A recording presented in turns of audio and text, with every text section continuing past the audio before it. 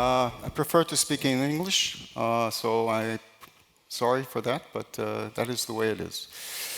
So we're going to discuss, should we engineer the climate? And the question is, the crux of the problem.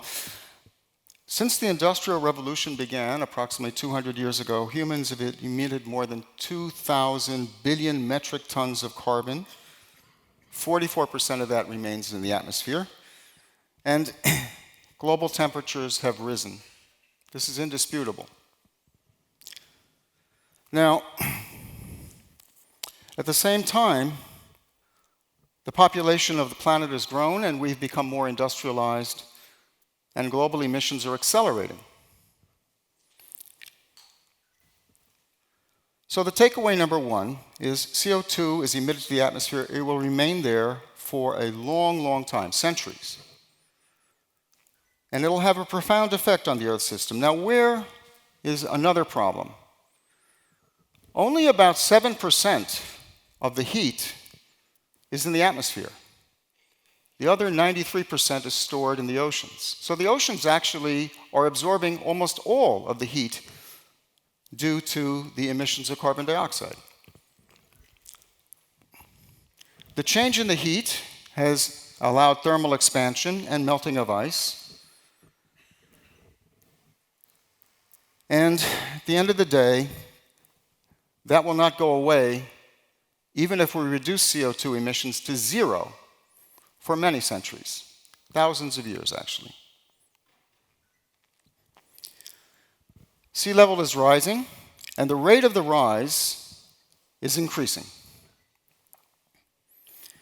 And sea ice thickness, especially, as you know, in the high latitudes in the north, has been decreasing for a long time. Now, I have a little video, so we can just show this if we can now.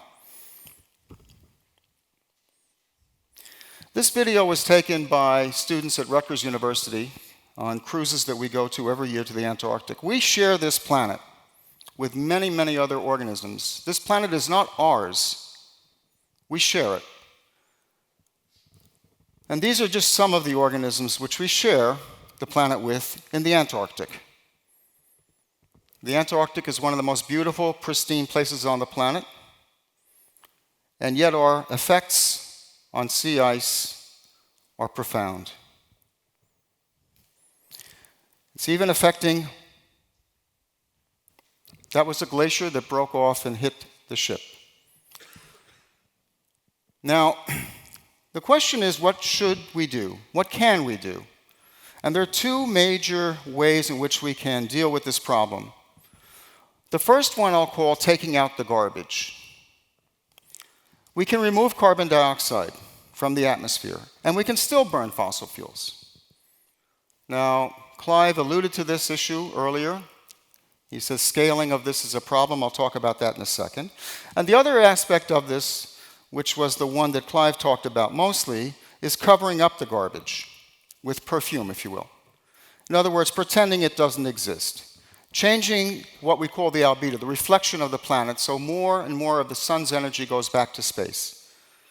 And it doesn't change the carbon dioxide emissions, but it does change the planetary temperatures in ways which are difficult to control. But let's just take a look at first direct air capture. We have this process. We have demonstrations of these processes in the United States and actually in several countries in the world. It's expensive, but it can be done. Now, I talked to you about expense because if you scale things, prices go down. If we had to make one single iPhone, it would cost many, many, many millions of dollars. But we make many millions of iPhones, and they cost a few $100s. So the difference of scale is one that is, in a positive economy, one that leads to a positive effect. We can also do a very simple thing. We can remove carbon dioxide from the source. Now, there are many aspects of this, many technologies, but the size of the challenge is really, really hard to conceive. So let's just talk about this. In the United States, we would need to remove 50 kilograms of carbon dioxide per person per day. 50 kilograms of carbon dioxide per person per day. If we're able to remove 100% of the molecules of the carbon dioxide from a volume of air, we'd need to process about 50,000 cubic meters of air per person, just for Americans. So direct carbon removal would need to be deployed at an incredibly large level. And then where do you put the carbon dioxide? So that's a very contentious issue. Nobody wants to put the carbon dioxide in their backyard.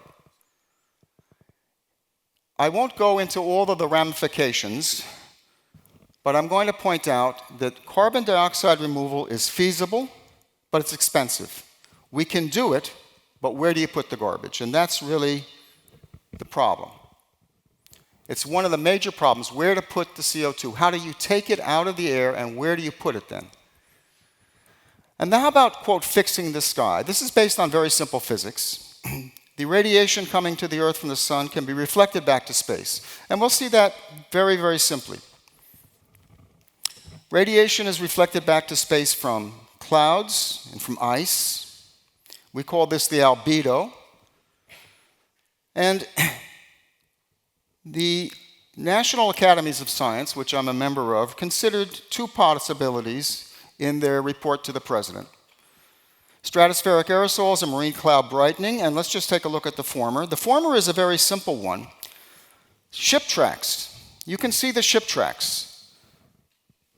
You can see airplane tracks, by the way. If you look at the sky around here, and especially around Paris, when you see hundreds of airplanes flying in, you'll see that there are little cloud aerosols. Those are cloud aerosols and ship aerosols that brighten the sky. This is an output of pollution, but it does lead to an increased reflection. We can literally change marine aerosol clouds. We know how to do that. Do you want to do that? We can add aerosols to the stratosphere, and they will stay there for centuries. But you have to do it again and again and again and again for centuries. You cannot stop. While you're adding CO2 to the atmosphere, if you continue to burn fossil fuels, and you are simultaneously adding stratospheric aerosols, if there's any time when you stop adding the stratospheric aerosols, the climate change will be instantaneous and dramatic. Instantaneous and dramatic. Instantaneous meaning within a few years, and dramatic meaning not a 2 degree centigrade rise, but 5, 6, 7 degrees centigrade rise, depending on the amount of CO2 that you add. It's incredibly difficult to conceive of doing that in a responsible way. The government's issue is one of the most important ones. There are winners and losers. You add stratospheric aerosols, some countries will enjoy the fact that they're getting cooler. Other countries will not enjoy it. It's very difficult to think of a governance for this process. So the future climate scenarios, they largely depend on human actions, and aggressive emissions reductions are needed to avoid major risks. Now, adaptation efforts are one thing, but the real issue here is energy production. Let me just point out one thing before I leave this. Increases in the stratospheric aerosols will also decrease ozone. They'll have many other effects, cascades, of which we cannot control. So we can alter the albedo of the planet, but once we start, we can't stop. It will change the temperature, but not solve the carbon dioxide problem, and some countries will be winners and losers. So, takeaway, we are smart, destructive, selfish, yet fragile species. So what keeps me up at night is a tipping point. Will the Earth go through a scenario to a new steady state? It's happened before, but long time before human beings evolved. And there are several climate tipping points. The first one we all are aware of, major ice sheet degradation. Loss of major ice sheets, for example, in Greenland. Not possible, it is happening. It's happening. I've been to Greenland. I've worked in Greenland. The water rushing out of the Greenland ice sheets in the summer is phenomenal. Species extermination. Shifting climate yields multiple stresses, and there are species that are interdependent. We're starting to see this process in many parts of the world.